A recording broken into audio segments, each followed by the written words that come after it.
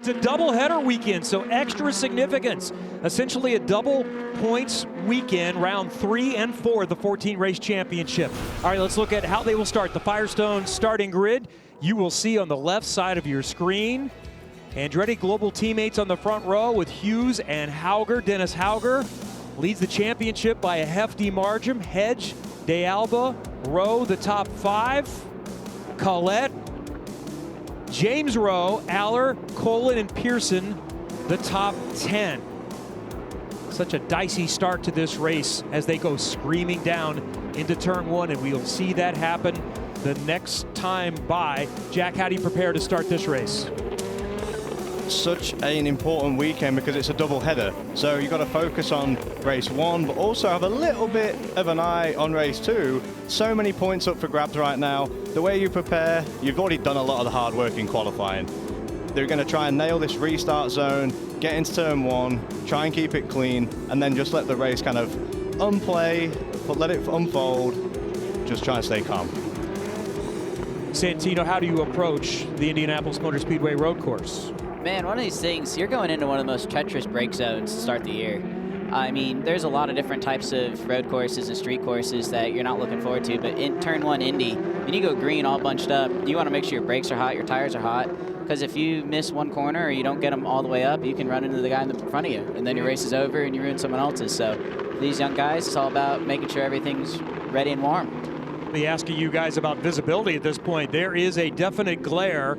Racing after 7 p.m. local time, paired up 2 by 2, 14 turns, just shy of 2.5 miles.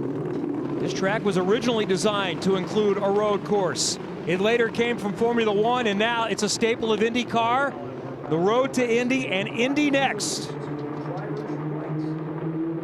This is the biggest weekend of the year for many of these drivers. It's time to go from the Indianapolis Motor Speedway. We watch for the green with Hauger and Hughes controlling across the yard of bricks. Let's go from Indy.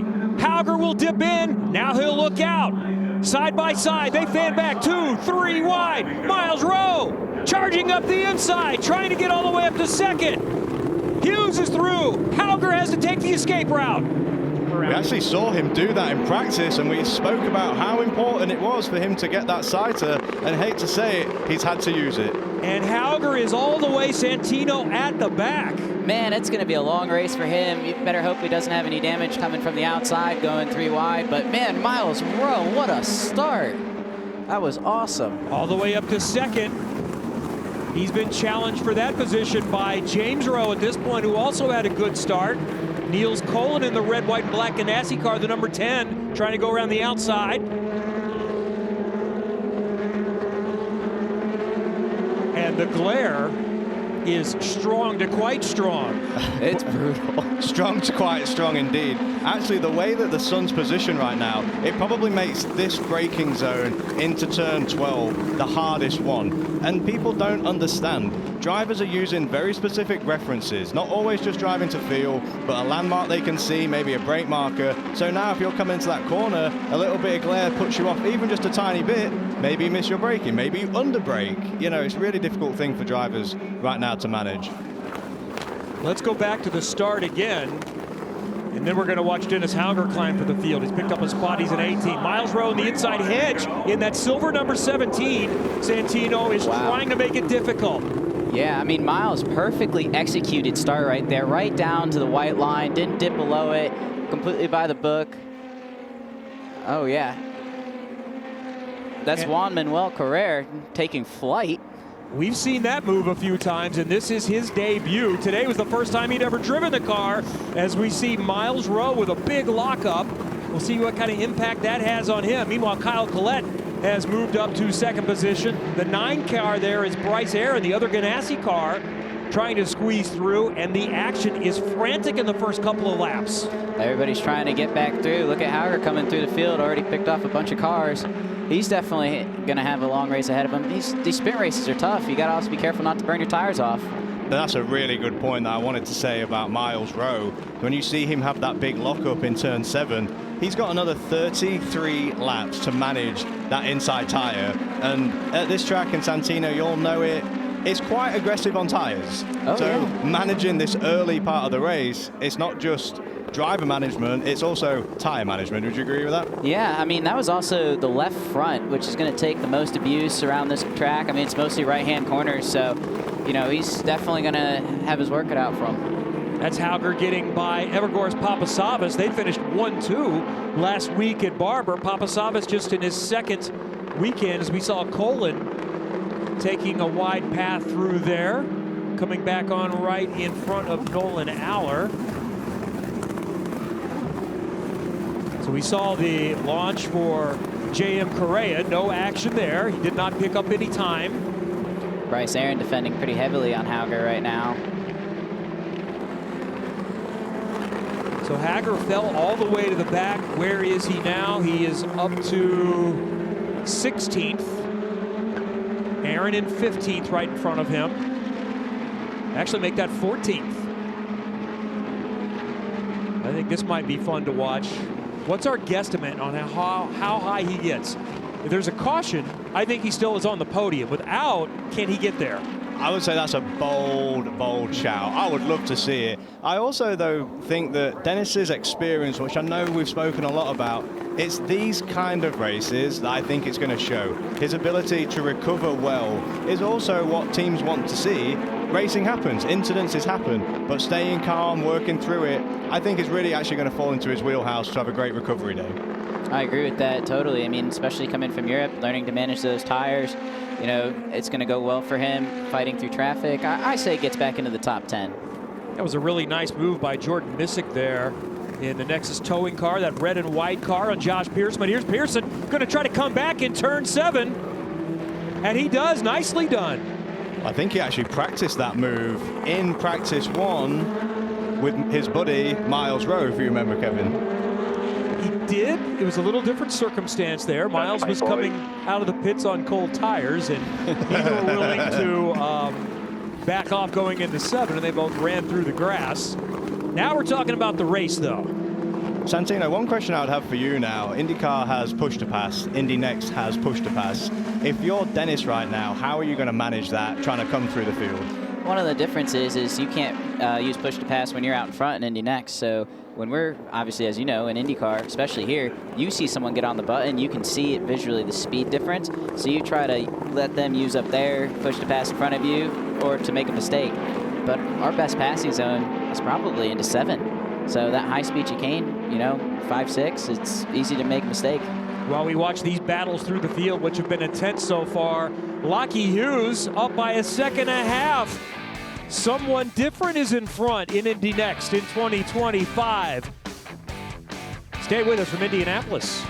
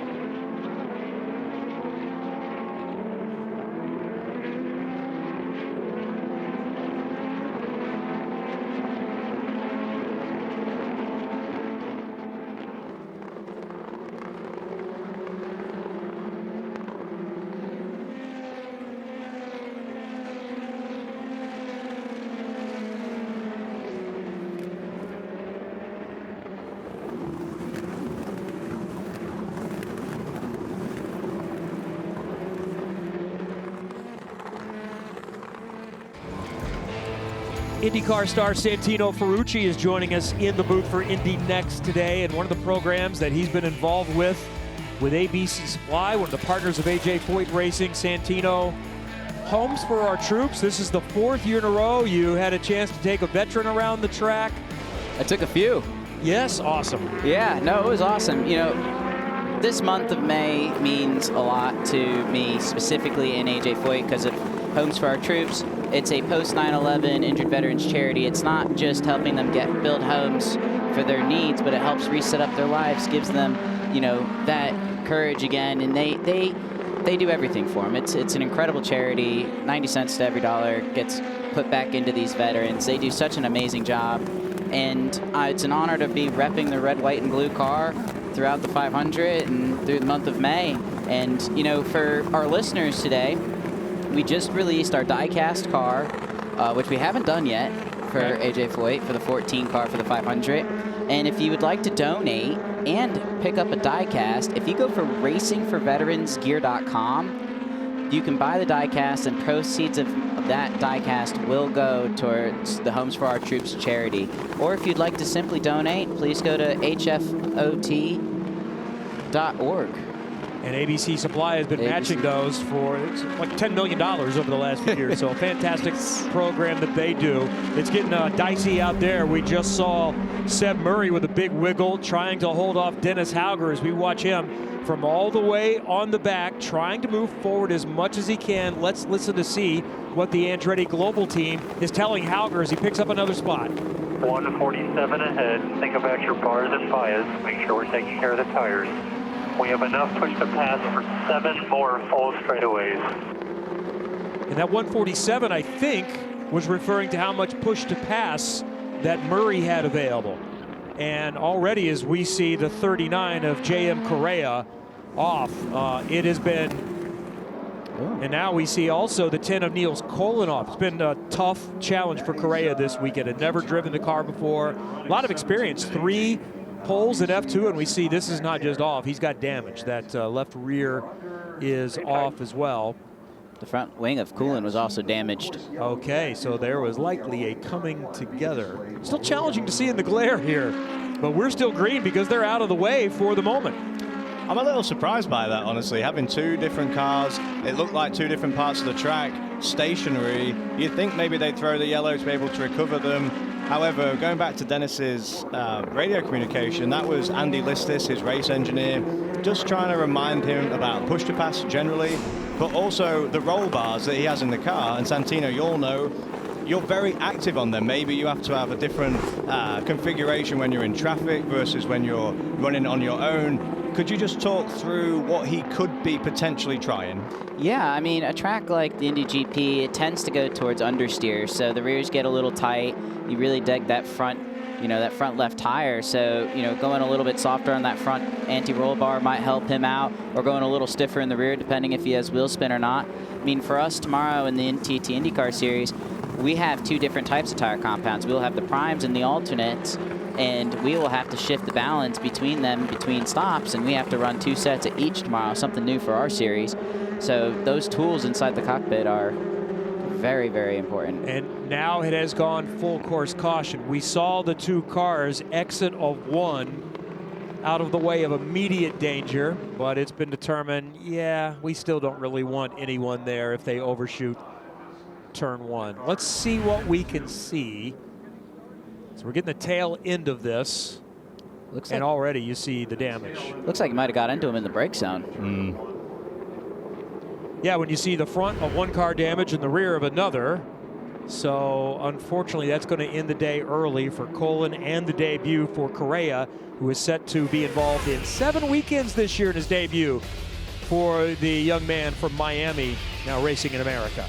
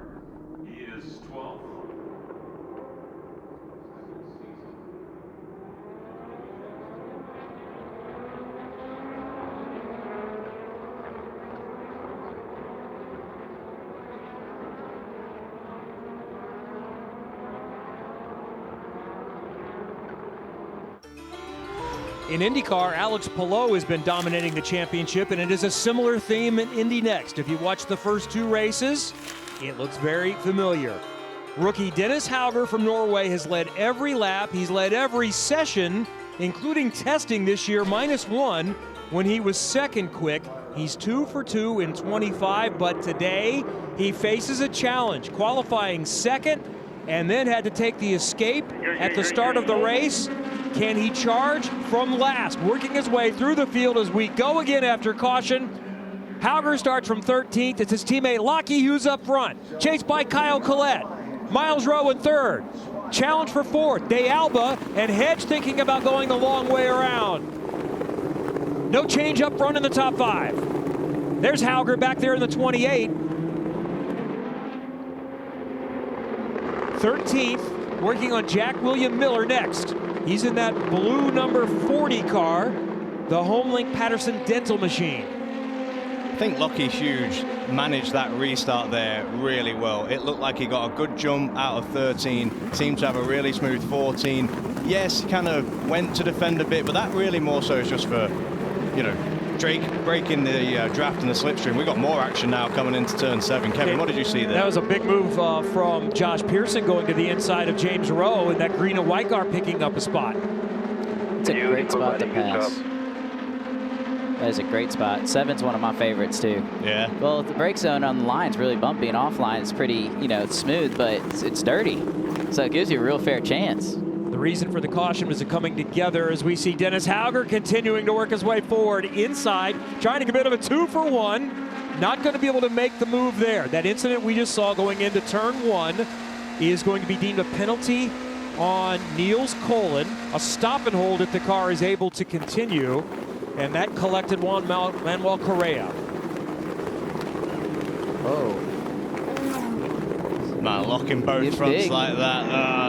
That's from Escato. Yeah, and he was in a good battle there. Santino, you know what this is like. You're trying to move forward, but you're under pressure. You see in his mirrors, he's probably got cars covering both of them. Tiny mistake, unfortunately, led to him down the escape road there. Yeah, that's tough. I mean, front lockup too, just never good for the tires. I mean, there's still 20 laps in this race. And it looks like Hauger's kind of burned off his rears looking at that brake zone. He's having some moments now. And Miller doing a good job right now defending from him as well. Frank's red hot on board as we look back and see Escoto locking up, missing turn 1, taking the long way around. And they've changed that Santino over the last few years. It used to be maybe even time gained, not much loss. Now you're losing a few seconds. Yeah, it's tough. I mean, that runoff's never a place you want to be. Only in free practice when you're pushing these brake zones, trying to find the limit. But this track is, I don't want to say, even though it is forgiving in that sense, it is not a forgiving racetrack when you make a mistake here. I mean, the brake zones are massive, and especially in 7, straight to the grass. See a lot of that. I mean, honestly, one of the best saves we've seen in IndyCar is probably Colton Herta. I mean, full on pulled the emergency brake and Formula drifted.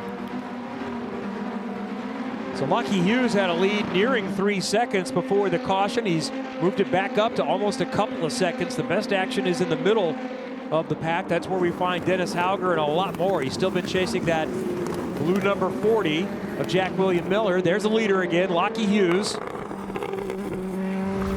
Last year's USF Pro 2000 champion, 23-year-old from the Gold Coast in Australia. Won 5 times with Turn 3 Motorsport last year. Won 4 times the year before in USF 2000 with Jay Howard's team, and has been good so far here in 2025. Not as good as Dennis Hauger, but on the podium in both races. However, as we keep saying, because it's a double points weekend for them 2 races, maybe at the end of this weekend, I mean, he's going to pull a huge amount of points back right now. So then backpedal, qualifying, that's when you're seeing how important it is. He put himself on pole position, outright pole position. He was in the best spot going into turn 1. And again, as we know, sometimes the more the action happens, the more vulnerable you are. Dennis did nothing wrong in turn 1 from what we saw. Ended up having to go down the escape road, but that's how you see these big leads in championship suddenly just evaporate. I know it's too early for points as they run, but the 32-point championship lead coming in would now be a 3-point deficit Lockie Hughes in position to take over the championship lead early.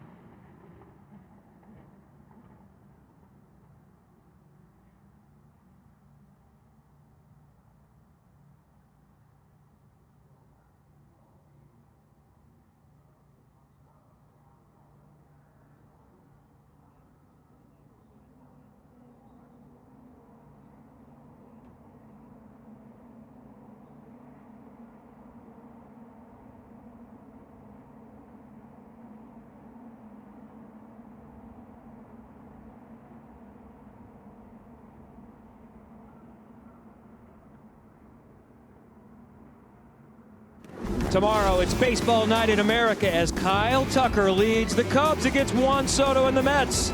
Or the Giants take on Byron Buxton and the Twins. Check your local listings for the game in your area. Tomorrow at 7 Eastern on Fox. Welcome back to Indy Next by Firestone from the Indianapolis Motor Speedway. IndyCar tomorrow at 4:30 on Fox.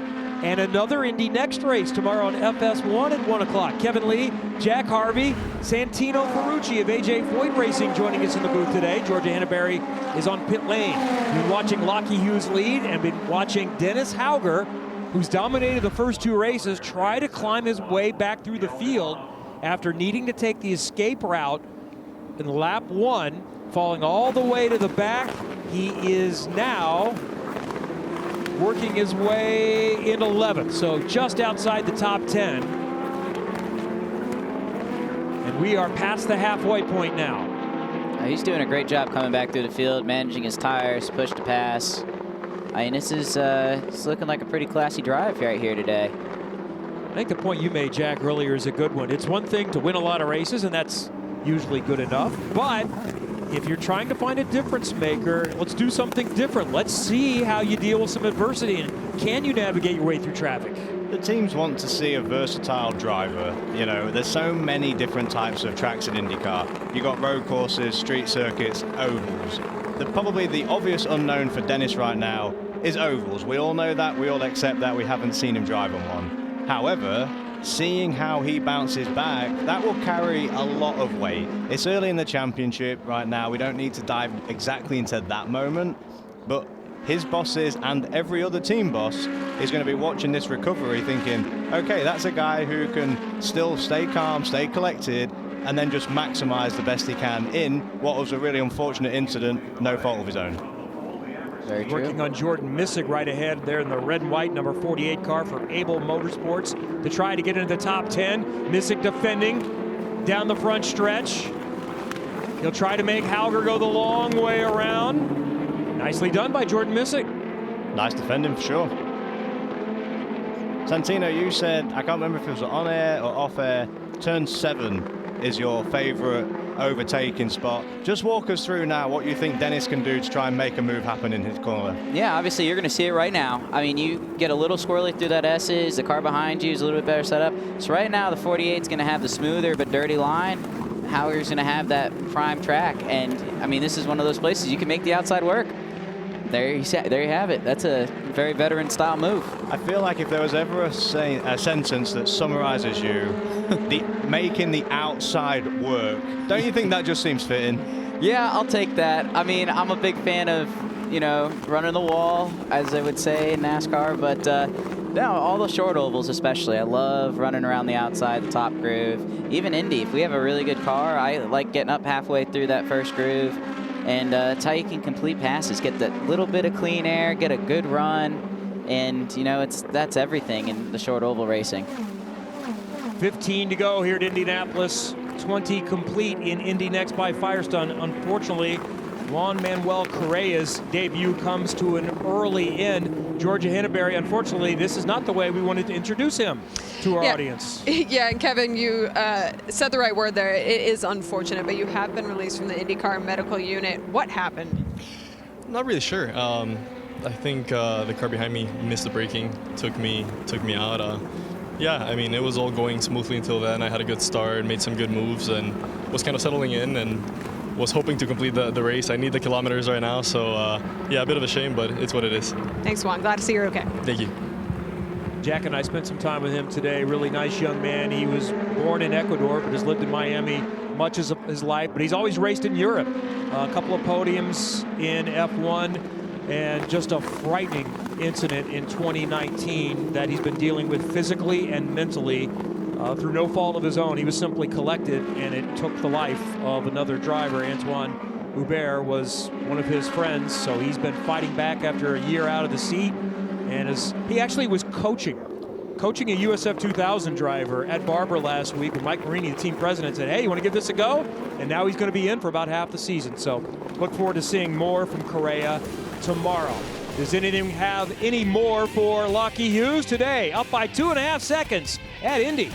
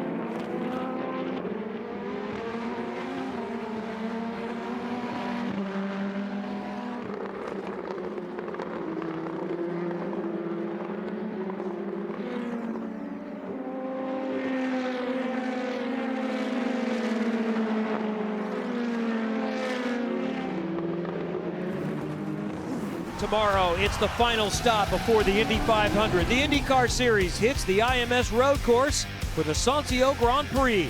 The fastest racing on earth continues live tomorrow at 4:30 Eastern on Fox.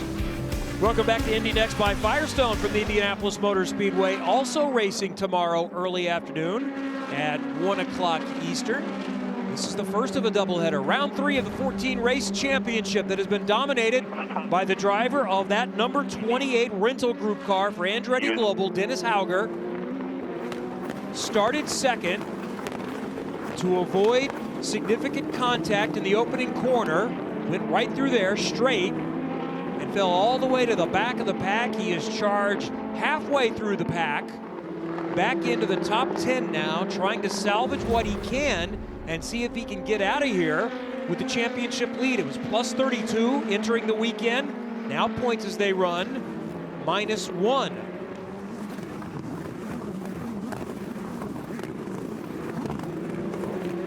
And if you just joined us, let's go back and check out the start with Hughes on pole. On the outside there, driver's left, that's Hauger. But as Rowe in the red and black car comes inside, maybe a little contact and a bump with the silver car of Callum Hedge, and then contact with Hauger. He does the smart thing to avoid catastrophe.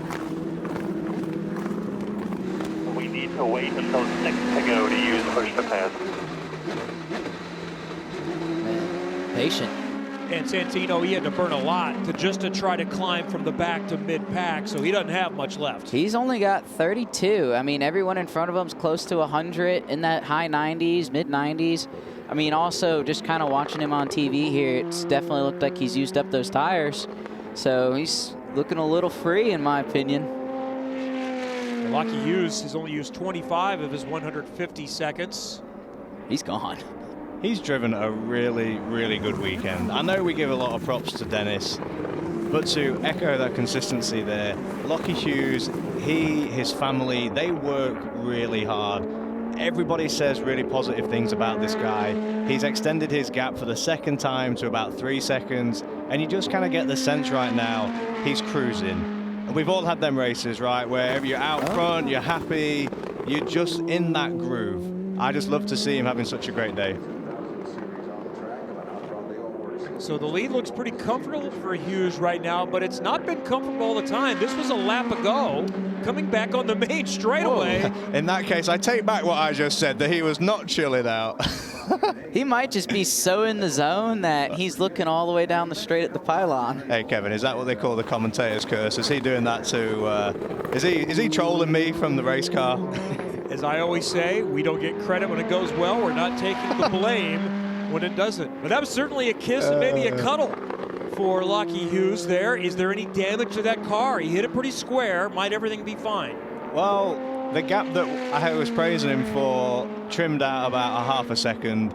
So I would say because he was square, probably fine. But I guess we'll wait and see. If you hit it square, man, you're good. I mean, I found out the hard way in Long Beach qualifying. I did not hit it as square, and that ended my Q run there. But I think he'll be okay. If we don't see anything now, we'll be good. But look at this battle going on right here for 7th. Looks like James Rowe in the front of a pack of 4 with Hungry Hauger in the back, man. He's going to burn up those 30 seconds trying to get by these guys. It's, less than that points gap. Rowe, Skeets, Nikita Johnson, Dennis Hauger, 7 through 10. Nikita Johnson is back. He did the opening weekend in his hometown of St. Pete, but he's running the full, what used to be the British F3 Championship, GB3, third in that championship. He races in the Netherlands next week, so he's not doing the full Indy NXT schedule. They're so young. Nikita Johnson is just 16. We saw Max Taylor do well last week, and he's running Pro 2000. We'll see Max again later this season. Papasavas finished second at 17 years old. So Johnson has had a nice day today. He's moved up a couple of spots as he continues to learn these cars. He had not done preseason testing. Now, had driven a lot of similar cars before, but not a lot of time in the Indy NXT car. Santino, I've got a question for you. Yeah. When you got to IndyCar, how old were you? Man, it was 2018. I would have been roughly 19. So the trajectory path that some of these drivers are on could be IndyCar at a young age. What was your advice to some of these younger drivers? Man, IndyCar is, it's a tough series. I mean, you learn a lot. I've seen a lot of good next kids come up and into the series. You know, just racecraft is everything. Just smart moves, taking care of your equipment, taking care of your cars, your tires. Running races, like, mistakes happen in IndyCar. The races are long. In this race in particular, it's 3 stops for us tomorrow. It's a long one. Having races like you see Hauger doing today, or Hughes running out front, you know. Oh, there's a big one. James Rowe is involved. Full course caution is out with 7 to go.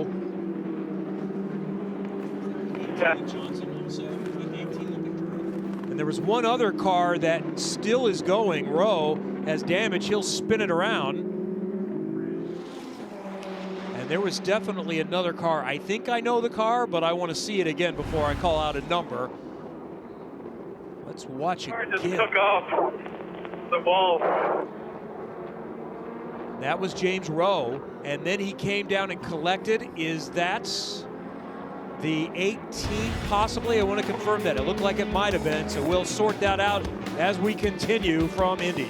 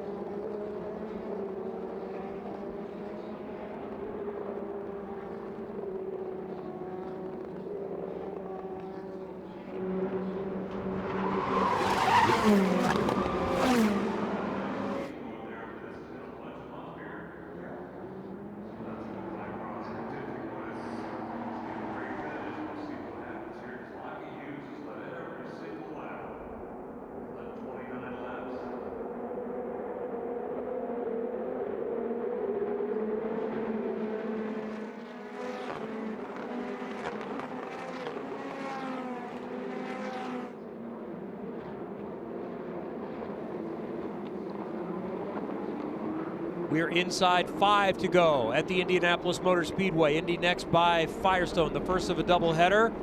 And caution after contact. And it's James Rowe sliding through the grass, losing control, caroming down below. Skeets did a nice job of avoiding him. Nikita Johnson could not. Here's another look, listen.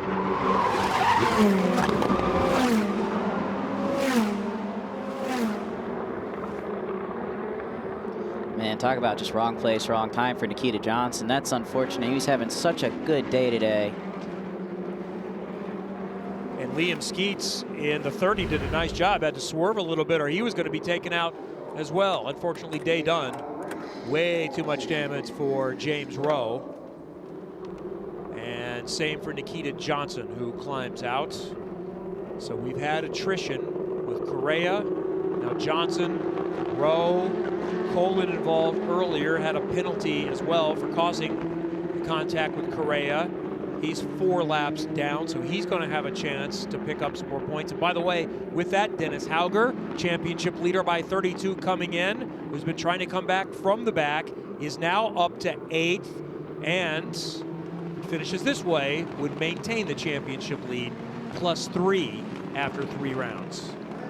Now that's a really nice jump by Lockie Hughes again. That is a good one. That made us happy. Yeah, we both, I think we looked at each other and kind of smiled when we saw that one. Here we go again. Battle looks like it might be there for 4th. Miles Rowe is going to go to the inside. De Alba on the outside, side by side for 3rd. De Alba is in front, and he's going to get there before they get to the braking zone, but Rowe is still not ready to give it up. They both lock up a little bit, side by side through 1. Rowe maintains the position. Callum Hedge is going to try to squeak through, and he does. That is some classy driving right there from Miles Rowe, man. That was good. That was good on the brakes. Push the other guy to the limit. Keep your position, especially with that flat spot he has on from early on in this race. Looked like De Alba had it. He was in front going down into 1. Yeah, just playing those mind games. Made him outbrake himself. It's tough. Pearson trying to dive. Gets up on the curve. Manages to stay out of contact. Watch turn 10. Turn 10 always has some lively action. Man, no, it does not. IndyCar will. In IndyCar it will. It has through the race at times, but one of the things that was interesting on the start there, you see the way that draft worked? Miles Rowe had to defend, and he almost lost the draft, and I think that's what allowed De Alba to actually slipstream past him. I know. It's crazy how much these cars can draft up on each other. Missick and Papasavas battling for a top 10 spot right there. Missick in the red and white car maintains the spot. Papasavas again. Missick defending on the inside line. Making go the long way around. Papasavas will round them off. They did come together. They both get through. Papasavas into 10th. Don't mind seeing they still were fair with each other. You squeezed each other there about as much as you can. Yes. Pretty fair racing, I would say, right there. Hey, Robin's racing, man. You got to get those elbows out. So, while Hughes is pulled out by several car lengths going into 7 here. Hughes is just in a world of his own today. I mean, this guy has been cruising out front. Can't give him enough credit. Clean race. Even Colette up 4 positions.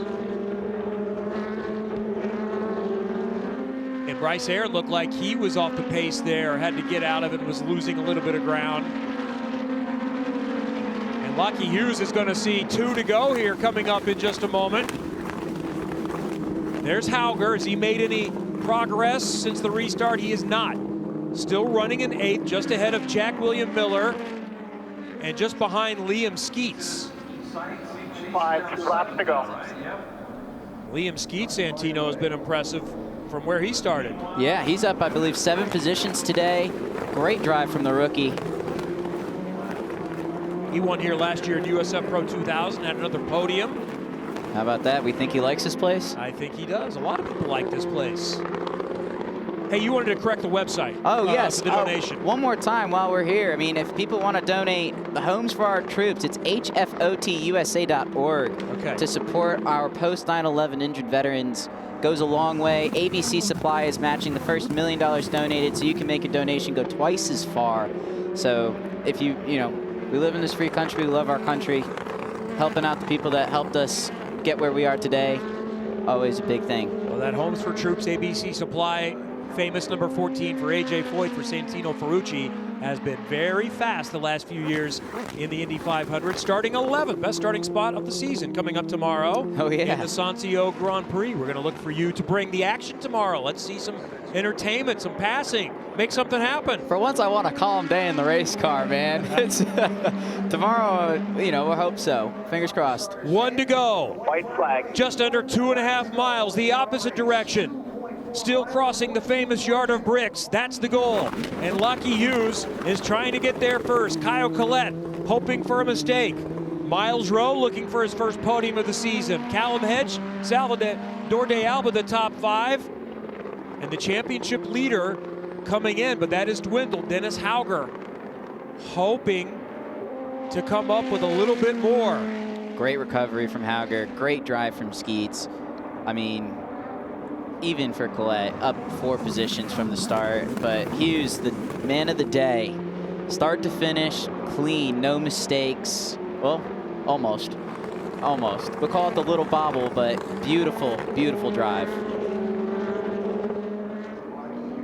Much of this championship is about the opportunity to win a scholarship, to advance to the next level. It can guarantee you an entry into the Indianapolis 500 plus more. Lockie Hughes is one of those that reached this level from scholarship money, winning the USF Pro 2000 championship last year. In his rookie Indy NXT season, the 23-year-old from Australia has been on the podium in every race, and now he's broken through from his first win at the Indianapolis Motor Speedway. Lockie Hughes is an Indy NXT winner. Nice job, man.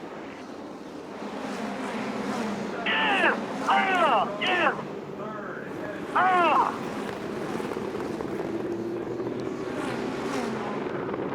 It's awesome. It's great to see. What a day. Led every lap to get his debut win, and has now tightened up that championship to 3 on Dennis Hauger, who comes home 8th. Solid day for Kyle Collette. He really needed it. The first 2 races had not gone to plan for a legit championship contender and a race winner coming into the season. Well, especially at Barber, what happened to him, again, completely out of his control. This is a nice recovery, rebounds, however you want to phrase it. It's important for not only him, his teams, but for the other competitors to know, yeah, maybe something didn't happen that was helpful, but he's bounced back really strongly here. I'm actually really impressed with the entire podium. I thought Miles Rowe had some great defensive driving today. He was opportunistic when his time came, but Lockie Hughes, my driver of the day, he obviously was out front the whole time. He had to manage 2 restarts. I just really, really impressed with him. That last restart, man. I mean, we looked at each other instantly. Heck, when you know you're a driver and you have a good jump like that, even when you're in the car, you always smile a little bit. Just be like, gotcha. It's like pulling the rug out from underneath someone. You know, it's just unreal. This is the first Indy NXT podium for Miles Rowe. He had finished 4th in both races this year, 4th 2 times last year. So congrats to Miles Rowe, the 24-year-old from Georgia who's lived in New York City for the last several years, college graduate. One of the really interesting young personalities in this series. I got to spend some time with him up in Detroit this week, promoting the Detroit GP. What a great kid. Yep. I mean, I was joking with him because I have a bunch of 4ths in the IndyCar Series too, and it's just tough to get on that podium. My first podium was from the 500, which doesn't have a podium. No.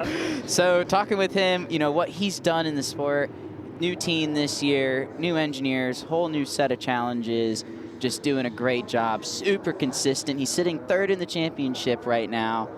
You know, I think we're really going to see him come alive once he gets his engineering and, you know, all of his feedback back together. Would you kiss the bricks on anything other than winning on the oval here? Well, I think it's different for Indy NXT because they don't get to race the oval. I don't know. It's just a, do you just take a question. They won at the Brickyard. NASCAR does it. True. What would you do right now? Kissing the bricks? If I'm in Indy NXT, yeah. If IndyCar GP, no. Indy NXT, yeah, man. That guy drove a fantastic race. And this is their biggest platform of the year, racing at the world's most famous race course, the Indianapolis Motor Speedway. It's a maximum points day for Lockie Hughes. Pole, most laps led, and a race win. And by the way, he'll start on pole again tomorrow at 1 o'clock on FS1. IndyCar tomorrow at 4:30 on Fox. Lockie Hughes is now a winner in Indy NXT.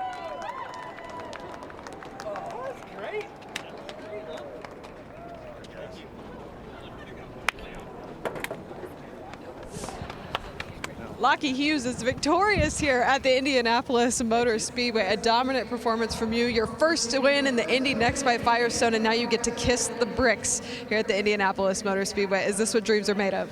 Yeah, I mean, this is awesome. What an awesome weekend so far. Yeah, I can't thank the whole team enough. My sponsors, McGinley Clinic, Andretti. I mean, my engineer, Doug, and my mechanics. I mean, it's been a tough jump to this car. I mean, it's a big step from what I was in. So, been playing catch up for a while. So it's yeah, it's nice to finally get a win, especially around here. So yeah, what a day. I just can't thank everyone enough. Thanks to, I think my parents are here as well this weekend, and they're not usually here. So I think this is the first time they've seen me win in a long time because they don't come over much. So yeah, pretty cool day. Dominant today, but you also had to manage those restarts. How were you able to do that? Yeah, I was pretty annoyed when I kept seeing the yellow come out. But yeah, I don't know, just tried to get a good jump off the last corner there and brake late into one and make sure no one was to get past. So yeah, pretty happy. We'll send you off to kiss those bricks. Congratulations, Lockie Hughes. Big day for the Australian. Dennis Hauger salvages what he could get. Kyle Collette, by the way, comes home second, his best finish since he won at Mid-Ohio last year. All right, are you going to come back at some point, Santino? Of course, if you guys will have me back. I had a blast. I can't thank you enough for the hospitality up here. The glare was a little rough to start the day, but no, it was great. It was great watching these young drivers get after it. It was cool hanging up here and chatting with you guys. And we can do it again tomorrow, Jack. Oh, I can't wait to do it again. Tim Cindric going to be our guest tomorrow as well. But Santino, anytime I'm in the booth, you're welcome to sit between us. Kevin's Batman in this deal. I'm like Robin, but we'd love for you to join as many times as you can. There's the championship, how it stands after 3 of 14 rounds, and more sorting to do coming up tomorrow. So just like that, there are others back in the game. It's a big weekend. We've got IndyCar coming up tomorrow. The warm-up tomorrow morning on FS1. 1 o'clock, it's race 2 for Indy NXT by Firestone. And then IndyCar at 4:30 tomorrow on Fox. What do you expect in the IndyCar race, Santino? Man, we've been green start to finish last couple of events. That just shows you the level of competition. It's at an all-new high. I mean, I'd like to see some cautions at some point. Also give you guys something to talk about. Others would be interested in that as well. And not that anyone's counting, but it's 3+ races without a caution, going back to lap 1 in the opener at St. Petersburg. Jack, thank you. Santino, thank you. Georgia Henneberry on pit lane doing a great job as always. For Santino Ferrucci and Jack Harvey, I'm Kevin Lee. The fastest racing on earth continues tomorrow at 4:30 Eastern on Fox, the Santio Grand Prix here at the Indianapolis Motor Speedway. It's ARCA Night in America coming up next. Lawless Allen is on the pole. It's ARCA Racing from Kansas coming up next on FS1. Thank you for joining us as we kick off the month of May from the Indianapolis Motor Speedway with Fox Sports.